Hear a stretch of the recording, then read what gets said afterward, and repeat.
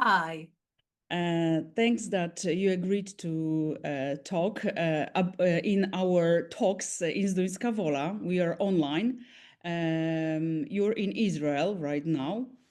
Right now, in a very unpopular country for these days. But also with lots of trauma, lots of difficult situations and experiences people have from all over, right? All over the Yeah, world. those are difficult times, yes. You collaborate. If we started talking about the place you are at now, so you collaborate with Muli Lahad. Yes. Okay. Can you say a few words about the center he founded and what kind of people are getting help there, what they do, what you do? Well, the center gives services for the last 50 years on basically two different levels. One would be the direct treatment to people that are impacted by PTSD or an anxiety or any other condition that the emergency situation has created. And the other side would be the community work, which means that we go out to the community, to all levels of community, to work with professionals or with leaders to enhance the social resiliency, as we say, the community resiliency, because it's true that even develop any mental health conditions, it doesn't mean that he's not impacted by emergency or by war or by a natural disaster, and they would need some reinforcement and some kind of how can we say self observance and self-care, and that is what the resiliency community resiliency part works on. But that is not the only part. The center has grown a lot in the last 2 years, and we have also a research department that researches every project that the center does in conjunction with the academy, with the University of Tel Hai. And among other new functions, there is mine. I am now the director of the Innovation and Development Unit of the center.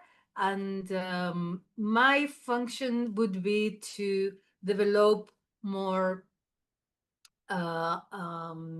strategies and more tools for the community interventions and also for the therapy interventions.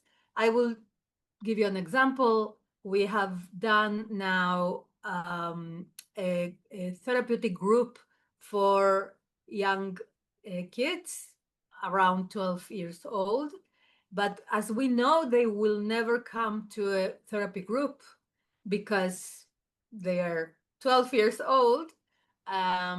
So what we did is to make an alliance with a VR company, a company that specializes in virtual reality.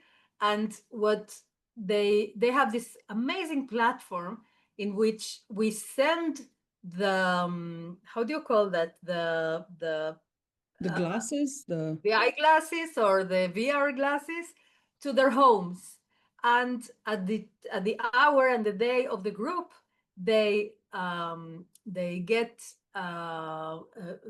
hooked, or they start this program where they meet all of them in a virtual room when each one is in their own house, and they are represented by an avatar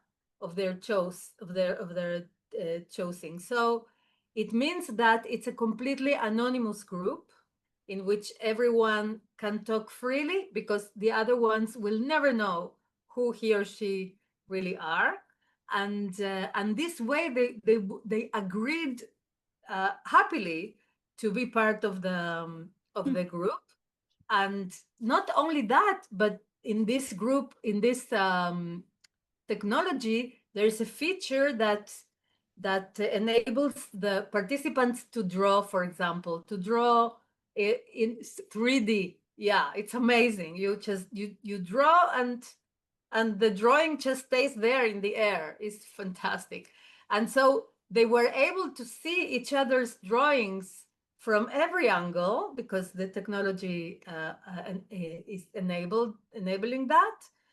And it was the first time I heard that a youth therapeutic group are asking to draw again. Wow, They what would an never, innovation. ever, yeah, but because nobody knows them, they feel so free to use these techniques that they would always feel very ashamed and very, avoiding of them. So that is just one of the innovation projects. And also we give some guidance to a few different organizations on their own projects then. So it would be too long to explain, so let's just stop But there. thanks for giving this insight. It's just fantastic how you went through this, barrier where actually the teenagers are in safe space and they open. Absolutely. I think it would be an amazing tool for women that have been sexually abused and they are not willing to go to a group. Not all of them want to, so it's very understandable. And also for men that have been abused, that Mhm. they will never go to group. And this kind of technology is very helpful in that regard. Yes. Mhm. Is it available for broader public or just it's It's your center? the technology. I mean, it's a corporation that sells this technology. You can use it for a year or for 2 years to anyone that wants it. Oh, So I amazing. can give you the number and you can make connections. But absolutely, I mean, the more the better. Um, and they have also trainings for the facilitators on how to use it, etc., etc. And yes. Fantastic. It's great to have this update. Since the Polish context at the moment is that last time we saw each other it was all about Poles helping Ukraine. Now it's Eastern, even Western Europe, where we are afraid of all kinds of attacks and some kind of war starting. So Great. lots of people are interested in resiliency topic. Uh, so I thought meeting with you would be really appropriate and really helpful.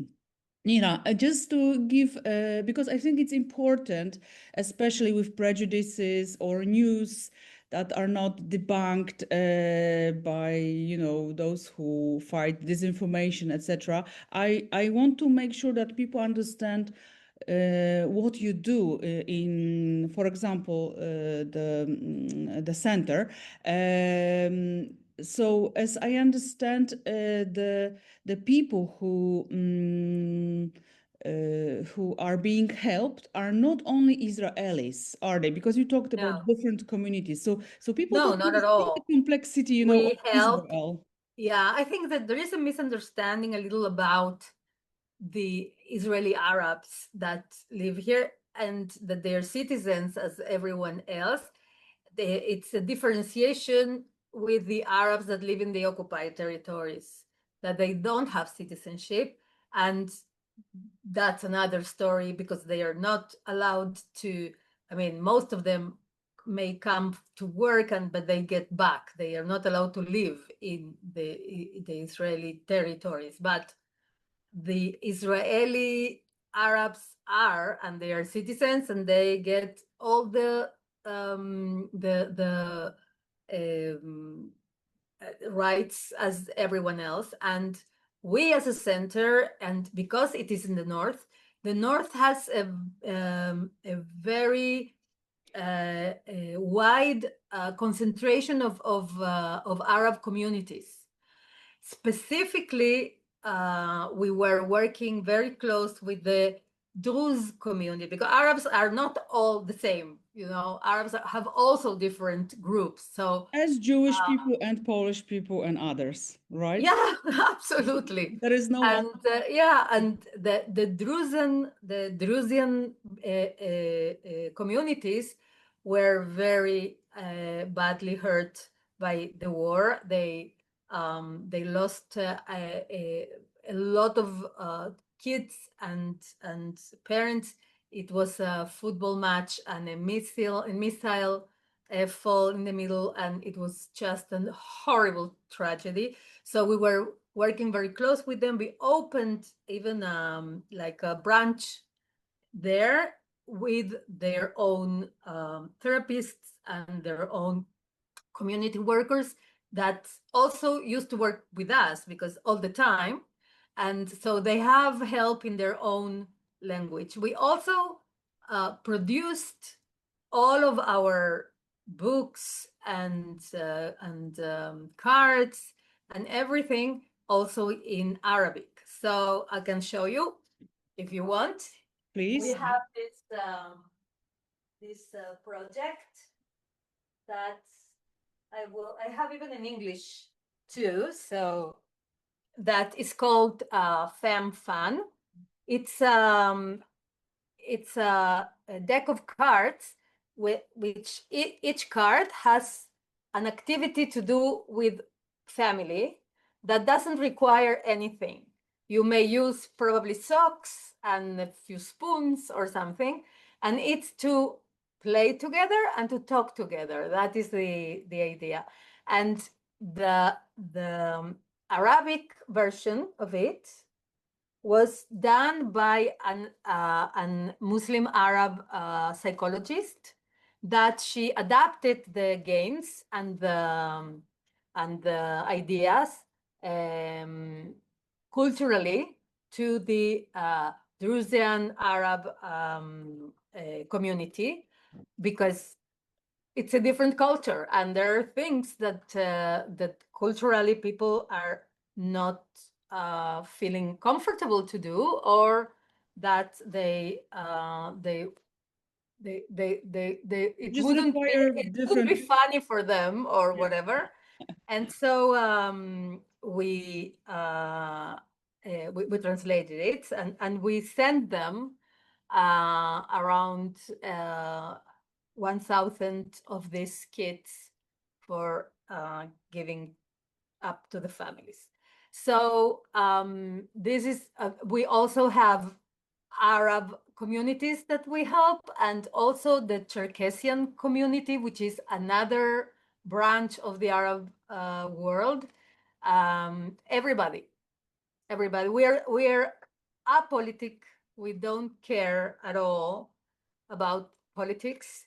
We are very much for everyone that is impacted by any kind of trauma, but specifically by the war trauma, because we are very experienced on that, unfortunately. Yes. 50 years, that's something, isn't it? Yeah, it's a lot, yes.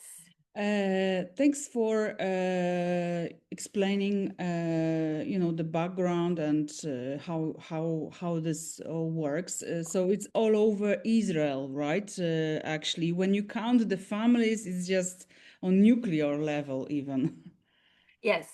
And also, Definitely. it goes outside Israel. Then, since you share your knowledge and experience. Anyone that is willing to listen, we are willing to go. This center has been into Japan and into Sri Lanka after the tsunami, and in Turkey after the how do you say, Earthquake or there was a shaking of the land, the earthquake? earthquake, the Earthquake. earthquake Mm-hmm. after the earthquake in Turkey, and so many other places where war or natural disasters were touching. Mm. And also in Argentina, after there was a couple of terrorist attacks, we we would love to keep going anywhere, even to Arab countries, only that it would be possible. We would love to. So just to finish up, but try to introduce you in a few words. All right. So you are, let's say, if as I understand, resource innovator Yes. for resiliency. Yes. Also, your expertise is in PTSD, Right. and you are a trainer. And if I may read the topic of your PhD, because it's very interesting, so people see, how interesting person you are. So it Thank was you. dissociating from death. It was investigation into the resilience potential of transcendence into fantastic reality during near-death experiences. I know I didn't ask you to summarize or just to I share can. anything, but just one or two sentences comment on why this topic was interesting or something that you found out from your study of this topic. Well, find um, I find myself very curious about the issue of the human imagination. I always been. It was something that was really, because I love creativeness, and I am also a drama therapist in my master's, so I love art. And but basically, the moment I started, I am also a social worker, and I learned how to treat PTSD patients. And what I had noticed is that PTSD people suffer, for example, from intrusions, right? These images come to them, and these nightmares. And I started to ask myself, how could this be that the imagination, which is a resource that we all think good about, feel good about. We use it in so many ways. It helps us to prepare for things. It helps us to escape things. It helps us to feel better. It helps us to create. How could it be that the moment we need it most is the moment it betrays us, and it becomes a very bothering and So depressing tool. intrusions, Yeah, right? This is what you mean yeah. by These images. betraying. I mean, these images are coming back all the time, and they're coming back. It means you're not there anymore. The trauma has ended. So how could this happen? Because that we have in the physical and mental and spiritual resources, we need to survive. But we don't need none of those symptoms to survive. So how could this be? And that is what started this investigation, because there is a group of people that have been through all kinds of extreme traumatic events, and they have not developed PTSD. And what they have in common is that during their traumatic event, they have gone out into what we call near-death experience, like feeling they come out from the body, or that they see the light at the end of the tunnel, and that kind of thing. And I don't know how life after death looks. I have no idea, and it's not my position to determine that. But what I know is that the people that go through that event, that kind of experience, they don't develop PTSD. And there have been more researchers that have asserted that before me. So it's and that was interesting because I said, wait a minute, if for not developing PTSD, you have to go out into imagination, because that experience is obviously not reality, or at least it's not the reality that we all agree on. So that means that we have internally this tool or this resource or this, I don't know, quality that enables us to flee the terror, the horror of the moment, and to be saved from the horror, from PTSD. And what I wanted to know is why, I mean, I wanted to learn from these people, how did they do it? I mean, it's something that is completely involuntary and totally automatic, but I wanted to know what did they eat when they were kids? I don't know, everything, just to understand how this come to happen to them and Yeah, not so that someone else. some people do have this protection, let's say, and others do not. Exactly. And yeah, and what we discovered, I am like jumping really fast, is that first of all, that I can talk about this like, Please do for continue. 80 hours, but I will resume it in this sentence. It's like, it seems like if during childhood we train our capacity of coming out of reality into fantastic reality and back, without necessarily it's not important to where. It could be to dancing, to painting, to acting, to writing, to, okay, the more we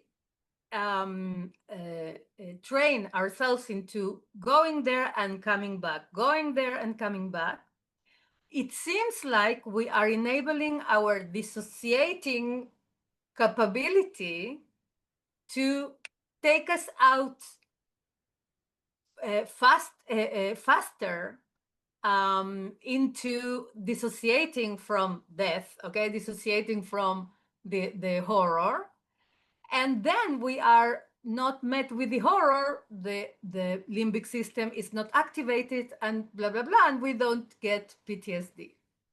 So what happened to these people that get PTSD?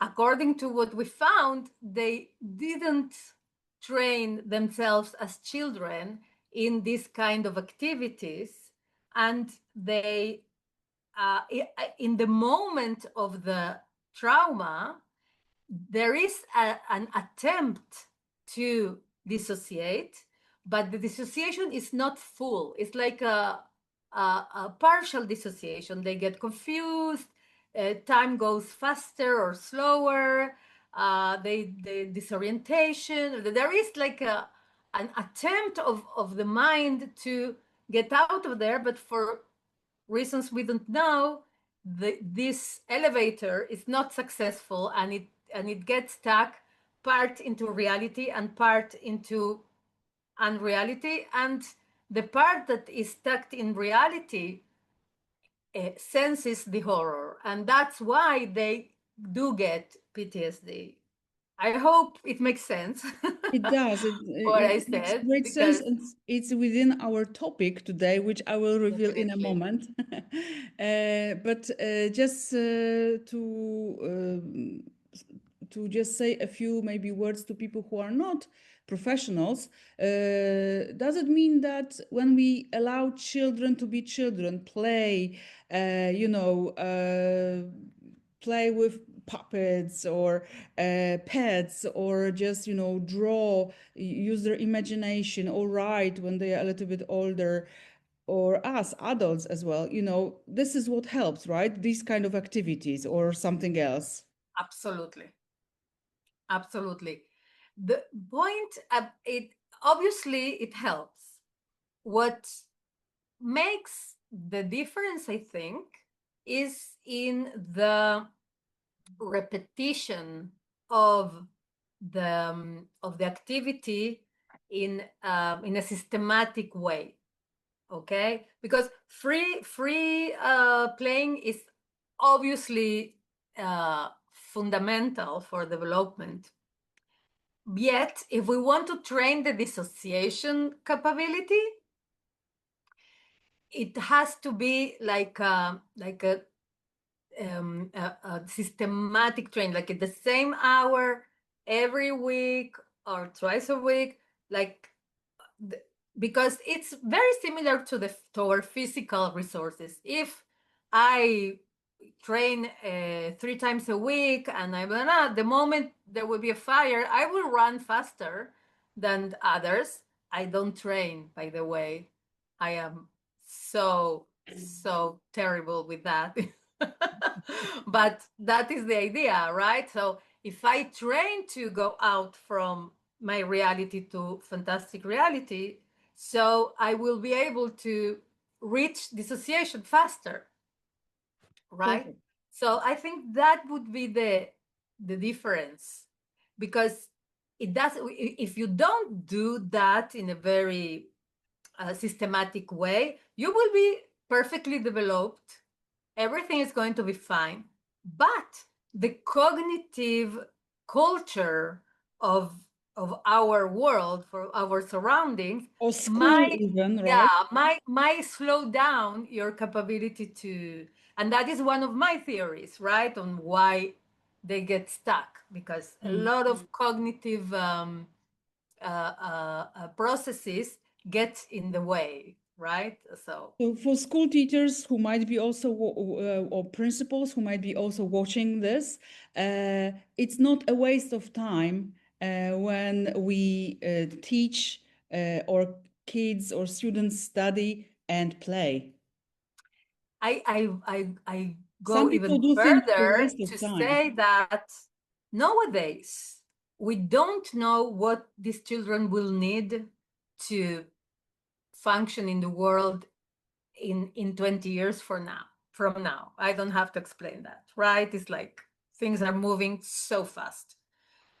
Yet creativity, obviously, it will be the best gift we can give them. We can help them develop, because that for sure they will need to adapt to new paradigms, to new ways of everything, and creativity will be one of the tools that I think we will help them.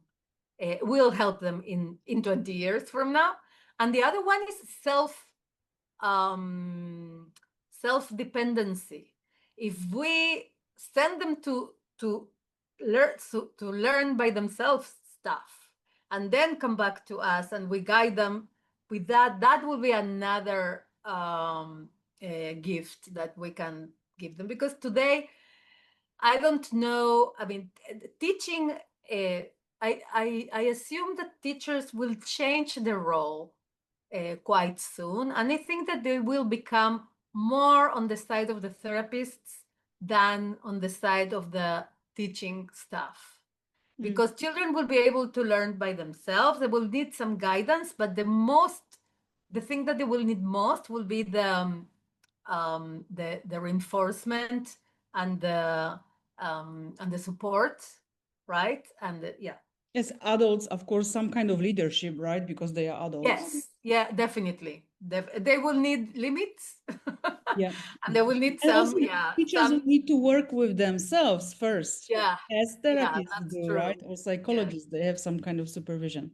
So, with this a long but very necessary and very interesting introduction, I want to now reveal the topic and perhaps elaborate on it in a few more questions, because we already talked quite a lot about this.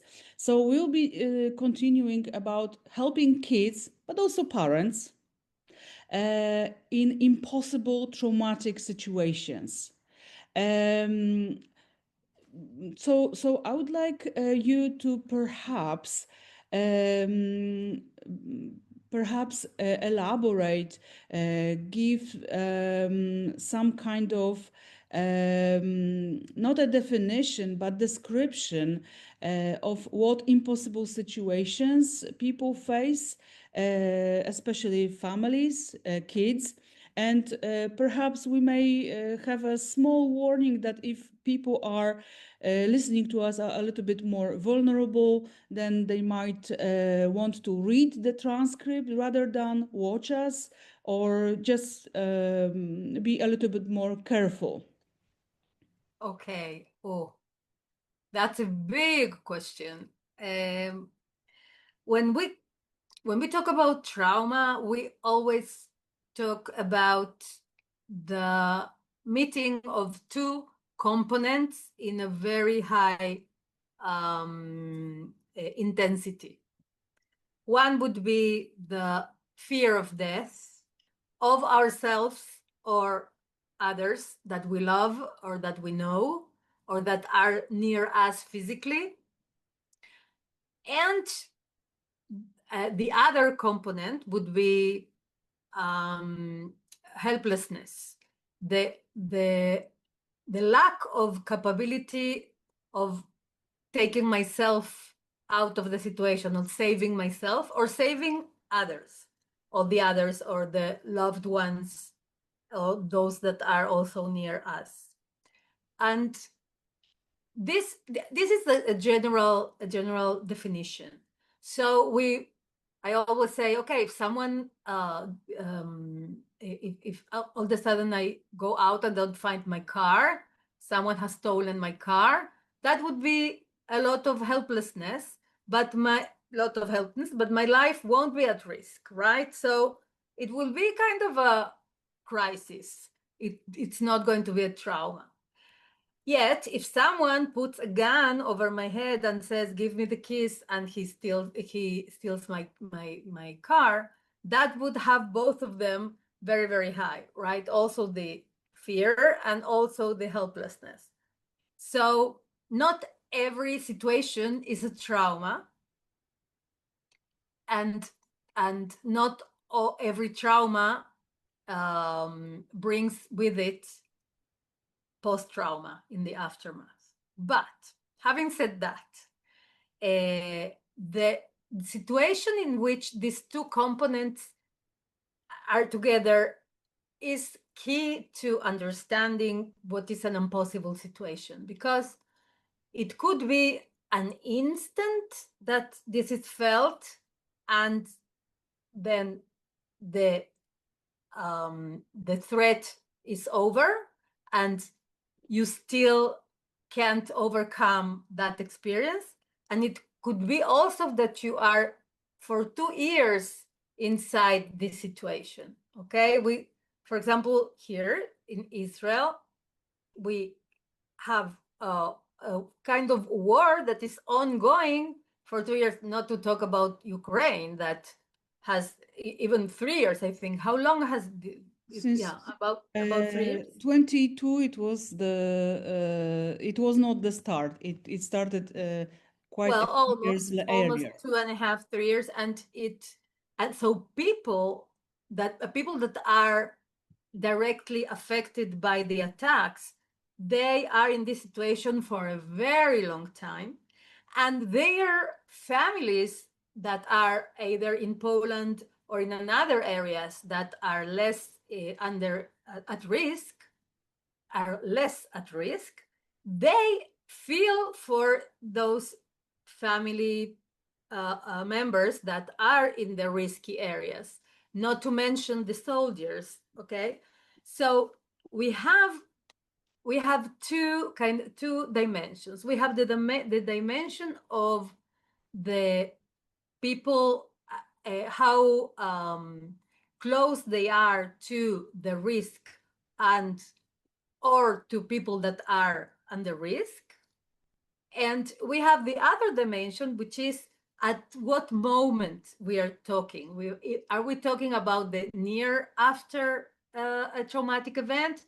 Are we talking about a month later, 2 years later, 5 years later? Are we talking about an ongoing war? I mean, all these Or variables. perhaps repeating from month to month. Exactly. And we also for the one-timers, for the traumas that are one time, we also have the intervention at that moment and the few moments after that requires another set of skills on emergency intervention. Okay, right. So how do we make any sense of all of this? Because it sounds very chaotic, because it is, because it has to be. First of all, it's very important to know that impossible situations are chaotic by design. We will feel chaos. We will be in a situation in which we don't know what to do, what to think, we won't be able to breathe. Okay, and that is part of it, because it always sounds to me like we have some allergy to feeling bad. No, we should feel bad if something really bad is going on, and we should be scared if we are under threat and at risk. That is not anxiety, that is fear, and the fear has to be there because fear is made to help us, to save us, to help us survive. So those are impossible situations when you cannot save yourself, or you cannot save others that you know for a fact that they are suffering or at immediate risk. So now I want to continue in more practical direction. What would be practical ways that parents or other adults, but especially parents, could help their kids, or maybe even other community members who are quite vulnerable? Maybe how are kids especially vulnerable, in what ways? And perhaps you could elaborate on what actually during such situations should be the role of a parent. I know perhaps I will add something Yes, more please. people should know about you, that you have experience in leading a national helpline, phone Right. helpline. So perhaps you could use some anonymized, of course, examples or comments. Yeah. Well, what we know, what I would say, if you forget everything about what I'm saying today, but you will remember these couple of sentences, my job has been done. The first would be that you have to remember that you, as a parent, are your children's resiliency. You are the representation of your children's resiliency. And that is why it's very important for us as parents to always give the message and show the kids that there is someone that is in charge, which is me, your parent. Okay. Now, if someone is pointing an arm at you, obviously you cannot do that, which is logical. Yet at every other moment, you are the parent, you are the one. And the more that the child doesn't need you to know everything or to know what to do, but he has to know that you are responsible for him and you will protect him. Okay, so those words are very important. You tell the child, I'm here with you. I will, it's my responsibility to protect you. I will do that always for everything that happens. I am here and we will get through this. This is a very important message. And I would say even more, I would say that if you don't feel that that is true, you fake it. Okay, you don't feel like you will get through this, but you tell the child, we will get through this. As long as you're with me, you're safe. And so that is the first one. And the second one is that if you have time, I mean, if you are in a situation in which you have to stay with your kids for a long time somewhere and you are under a lot of uncertainty and you don't know, there are booms and there are all kind of war noises, whatever, as long as you are doing the best you can to protect you and your family, all you can do is play. You want to give your children the sense that you are in charge and that you are on top of things, play with them. Make up a game with nothing, okay? A game with the, how do you say, like the Rock, scissor, paper. exactly, you know, the most innocent, simple game. Imagination. Use your imagination. Use your imagination, absolutely, and play with them. When you do that, the children, two things will happen. One is that the child will believe you that you are in charge of stuff. The second one would be that the child will come out from reality into the fantastic reality of the game. Okay, the game is another kind of rules, and so it is another kind of reality. And when we move out from the real reality, automatically our anxiety goes down, because now the most important thing would be to beat you in the game. Okay, so that would become my huge aim and preoccupation and nothing else. All right, so I think that would be the pocket recommendations to do. There was, yeah, please. There was this movie, Life is Beautiful, Right. where Italian movie, I guess, Right. Benini's. So it was wartime, and there was this father who was in concentration camp with his son.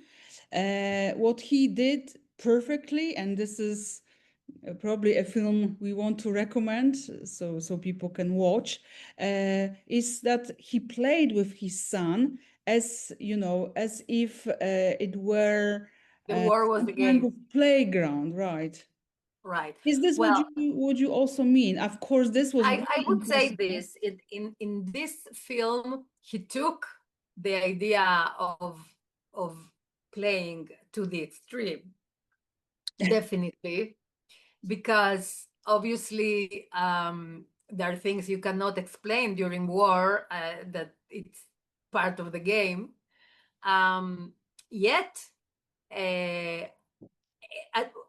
and we have to say that that game was scripted, and it was it's not something that happened in reality, by the way, but the idea is exactly the idea is similar. The idea is that if you are under the game rules, so the reality rules don't apply. And what this father tried to do is to shield his child from the horrible reality, and probably also himself, and that's what he did. So I would take the movie as an inspiration, okay? But we cannot, I mean, I don't think that me as a mother would ever be able to be so extremely creative, you know, in such a situation. But you have, but you can play any game, anything will help, anything. Okay, so that would be my first recommendation. The second recommendation, specifically for long time uh, Situations, situations, conflict. yeah, long time. We call it like the prolonged trauma, would be to build some kind of routine, to try to maintain, even under the crazy circumstances, some kind of routine, okay, Within the of chaos of the situation. given the cards of the situation. If you are in a shelter, okay, so shelter, maybe you don't have sunshine, but you wake up at 8, you eat something, you play until this, and then you write down the how to say the order of the day. What are you going to do each hour, and why, and where, and when? Because um, because the uncertainty is so big that for children, having the smallest certainty will help. Okay, if they know that now they're playing this, and in 10 minutes they will play that, and then they will go to sleep, and then they will feel contained. They will feel that there is an order in the chaos. Okay, and it will help also the parents, because I always say that routine is a program, it's a plan. So if you have a plan, you are in control. You have control over the reality. All right, so routine is a plan, So, and keep the plan as so much as you can. you have experience with probably people, parents, or maybe even teenagers or kids calling on this, helpline, and you had to react, or people you collaborated with had to react quickly, and those were if I understand correctly, the things you told them to do. Yes. Okay. Yes. Uh, Sorry. so if I understand also correctly, and trying to sum up this question, so the vulnerability of kids is connected to their development stage, that they cannot hold or carry a burden adult can, right? Definitely. Is there I mean, anything? Theoretically, yeah. Sometimes it shouldn't be, but they are stronger than their parents. Sometimes the It roles should not reverse. happen. So, are there any ways that we should be aware, even the basic ones, that the kids are vulnerable? How are they vulnerable? Well, I want to say another, and kind of to state another thing, that I think that the vulnerability of children, of normal children, under shelter circumstances, etc., is a little overrated. I mean, most kids find the ways to overcome and to get through and to go back to routine if their parents do too. And the most vulnerable would be those that have been through previous trauma, or that were left alone, or that they have dysfunctional parents. But most of the population is not a problematic population. Most of the population are normal kids that, you know, got caught in war and with their families, and they are trying to survive until the war is over. And so we shouldn't look at them as terribly vulnerable. We should look at them as our responsibility. I mean, that would be the switch. And we should look at them from the perspective of we need to get knowledge about what this can do to them. And then we should get knowledge on how to help them. For example, children in these circumstances may develop fears that weren't there before, right? And there would be parents that for a couple of months will let them sleep with them, you know, in their bed. But if this war is going on for 3 years, parents would say, sorry, honey, you need to sleep in your bed, and there will be terrible scandals and fights for that issue, because most parents don't want the kids to sleep with them the whole night. And it's very easy, relatively, to help the kid get back to his bed if you understand the principle of it, which is graduality and repetition. Graduality and repetition. Graduality and repetition. It means that if he sleeps in your bed, so for the first few days, you ask him to sleep near the bed on a mattress or whatever. And then you, after a few days, he has to agree to this, all right? You move the mattress like 40 centimeters in the direction of the door, okay? And he sleeps there for 5 days, 6 days. And then every time you push the mattress more towards the door, every few days, okay? Until the mattress gets inside his own room. It means that we can do this contract with the child, saying, okay, you're too scared to sleep on your bed right now. I understand that. So let's start doing it gradually, right? And for adapting, he will need a few days on the next step, and then another few days in the next step, and go on.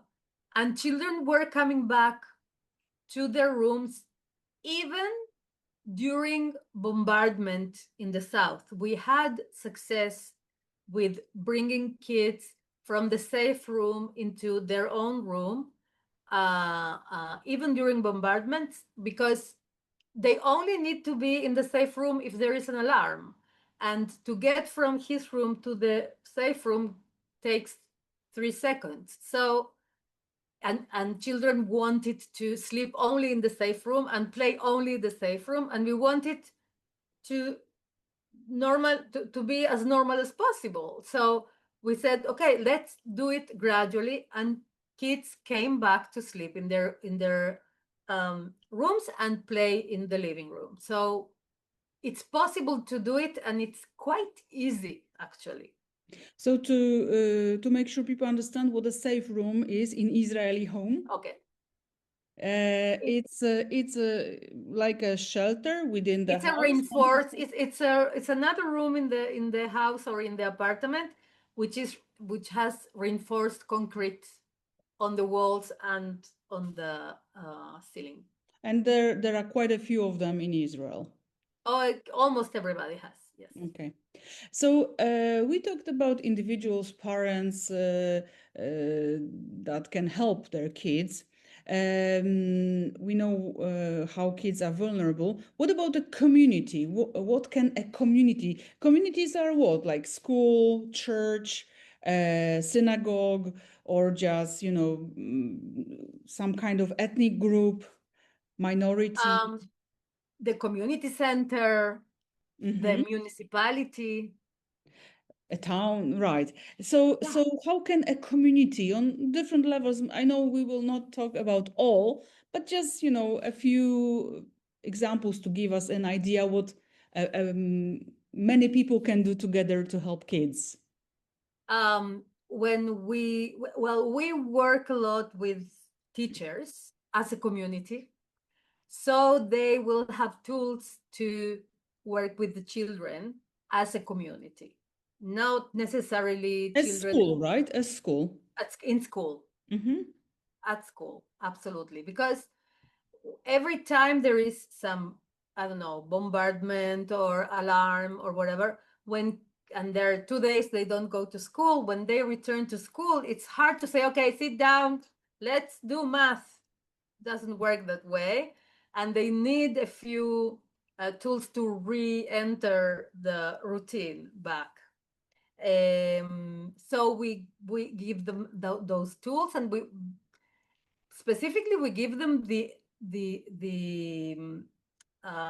awareness of that kids cannot cut and next back themselves to routine, that she is that her responsibility is to glue that continuum, okay, to get them back.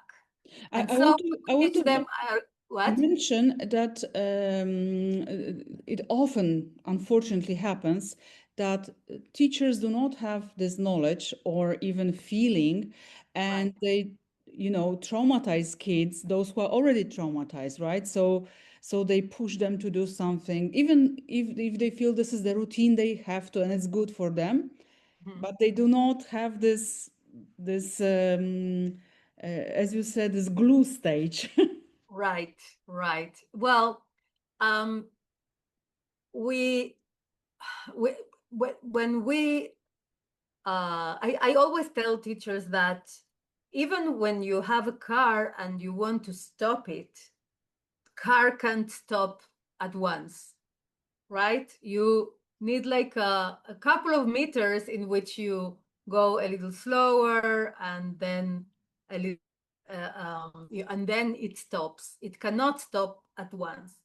And we are not different, but at the same time we cannot, you cannot go from 0 to 100 kilometers per hour in a moment, right? You need to get there progressively. So So from talking to your parent in Ukraine, for example, who is fighting or there under attack, and then a moment later learning geography or maths, you cannot do this. well, what I'm saying is that if they are at school and there is a bombing and they go down and then they sit back, okay, what we would recommend to do with the teacher is to do a few exercises of breathing and letting Stress how would out. you say, yeah, all this excitement like go down, like trying to do a little bit of gymnastics, for a few seconds, and to let that stress like go, and to na na na, and to hug your friend and to hug your other friend, and then sit down and start, or to tell yourself, in 10 seconds we're going to restart the classroom, in 9 seconds we're going to restart the classroom, in 7 seconds, okay, so they will kind of program themselves to get back into it.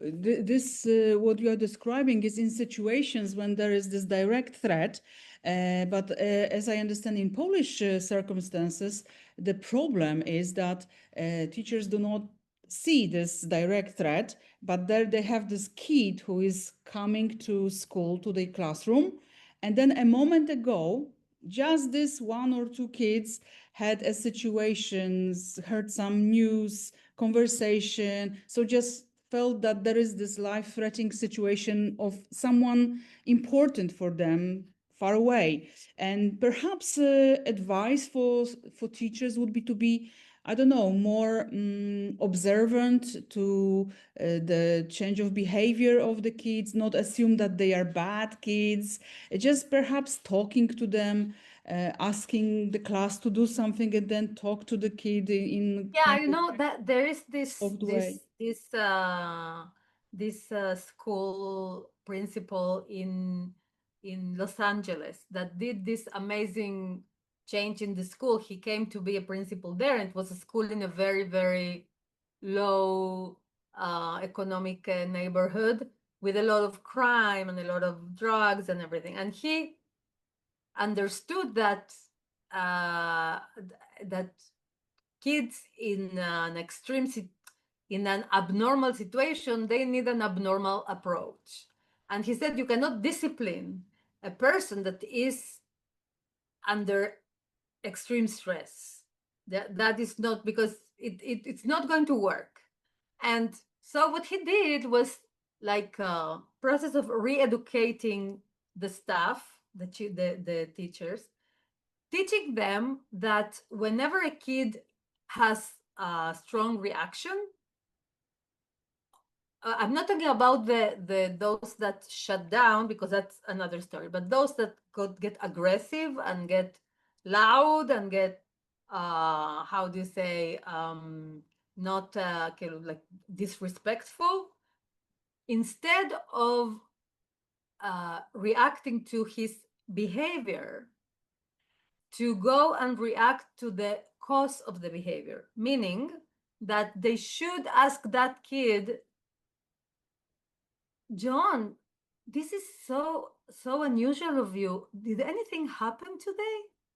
Did anything happen at home? There's anything that is bothering you? Like, totally ignore the behavior itself and try to go to the root of this. And he said that most of them would stop their behavior at that moment and share with the teacher what had happened. Yeah, my father promised he would take me out, and he never comes, and blah blah blah. All of a sudden, there will be.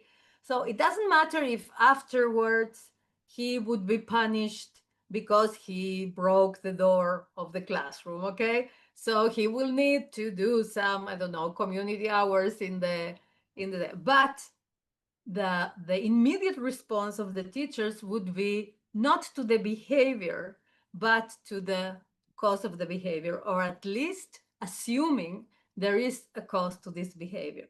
And this works very well for children, because children hate to be judged by that one behavior, because they are so much more than that, and they all the time try to be okay. And if you get in a discussion about that behavior, it is as if their whole essence would be that behavior, and that's not true.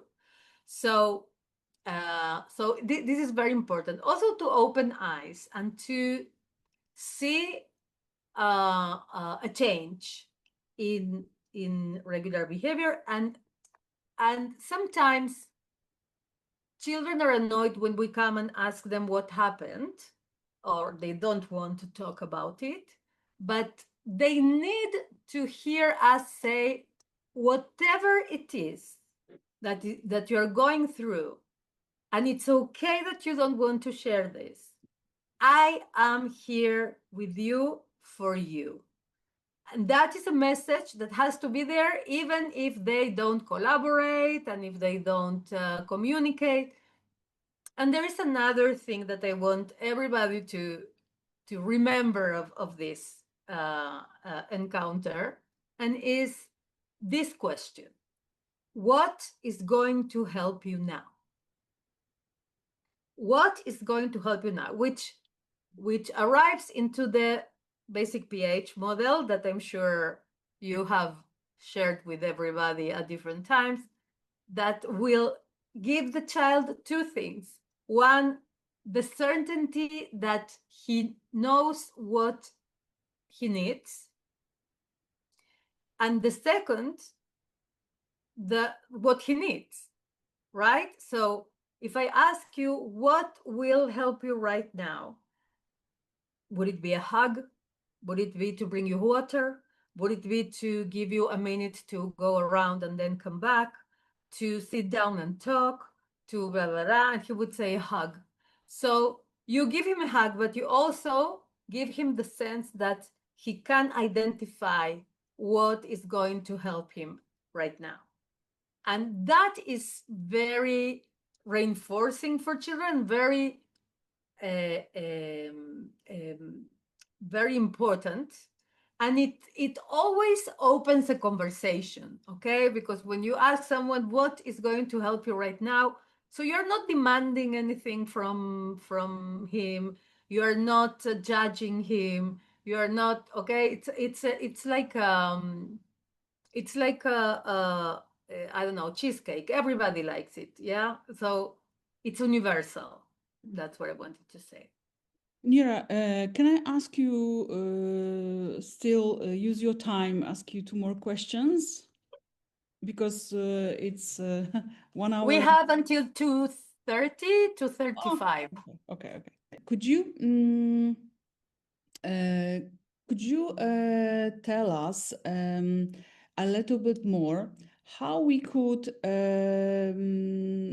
in a town or even nationwide, build some kind of community stress prevention little centers? How you do it? How does it Open work? little centers everywhere, you mean? So Or that to do something that would get to everyone at the same time? some kind of points where people could be trained or where people could get help. I understand it is ideal situation where, you know, families are trained, and everyone can get help within their families, etc. But perhaps, or maybe it's a wrong idea, that if we have several places or institutions that already exist, right, like schools or some kind of other help centers. How do you do it in Israel? Let's say you have a medium-sized town, and how do you We reach out to the municipality. first you start al- with this? Yeah, they usually have like an education department or a cultural department. Oh, and they usually have social services or psychological services, and we make an alliance with them, bringing the activities, and the locals bring the people to the activities. That is usually the contract, and the municipality usually pays for it, but sometimes we do it from donations, and so they don't get to pay for it, and that is the way we work. And but for example, we have advised to a children television channel that they wanted to do a resiliency series for children, and we worked with them. I worked with them actually, with the scripters, the girls that write the script. But before, we had a lot of discussions about what is resiliency in children and what is it exactly that we want to achieve, because it would go to everybody. Everybody's going to see it, and they wanted to get to kindergarten teachers to use it too, etc. So that's another way in which you can influence a wide amount of people. It's going to the television and helping them broadcast stuff or create stuff that has also the part of resiliency in it. So it's basically about creating similar mindsets within the leaders and picking the proper institutions or pseudo institutions, let's say, can be informal ones. Yeah. What were the most unusual, let's say, institutions you worked with, and they were some kind of working as resiliency points? Were there any like that? The TV, right? Yeah, I think that the TV would be the TV, the VR, the virtual reality is like another world. There is an NGO that has this how can I say, this car, it's like a traveling bus? like a home but on wheels.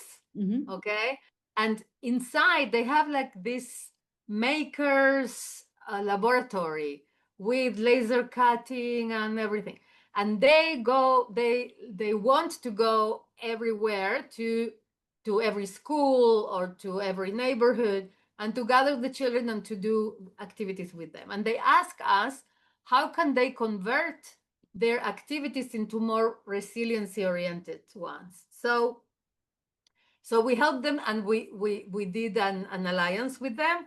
And so, for example, they are amazing on teaching children on how to do stop motion films. Okay, because today with the technology is very, very easy.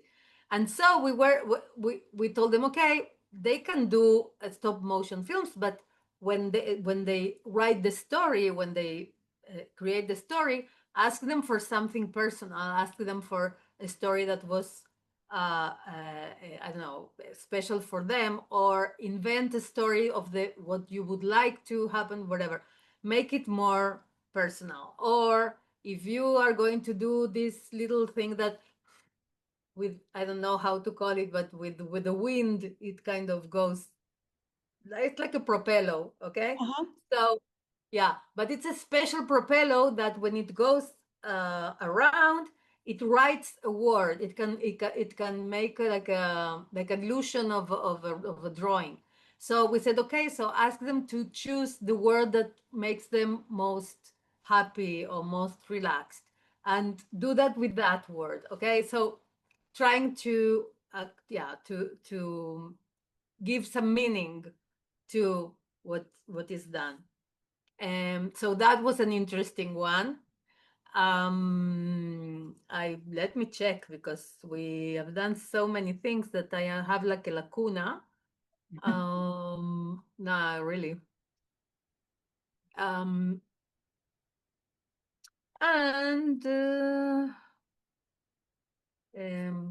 I think called, I might use yes. the VR part that you were describing for the podcast as the main part, because this is quite practical and something that may open up some minds on official levels.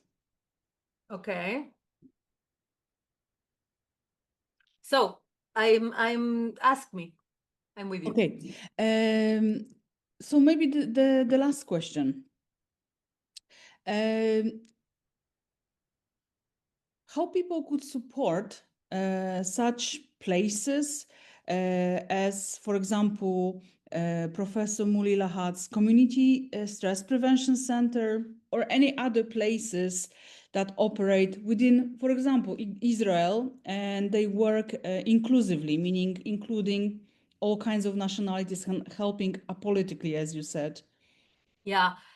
Well, specifically for the ICSPC, as we call it, International Community Stress Prevention Center of Professor Mulilad, we have a site in English too, and there is all kinds of possibilities of getting in touch if someone is willing to donate. They have also a contact, or contacting me. That could be another way.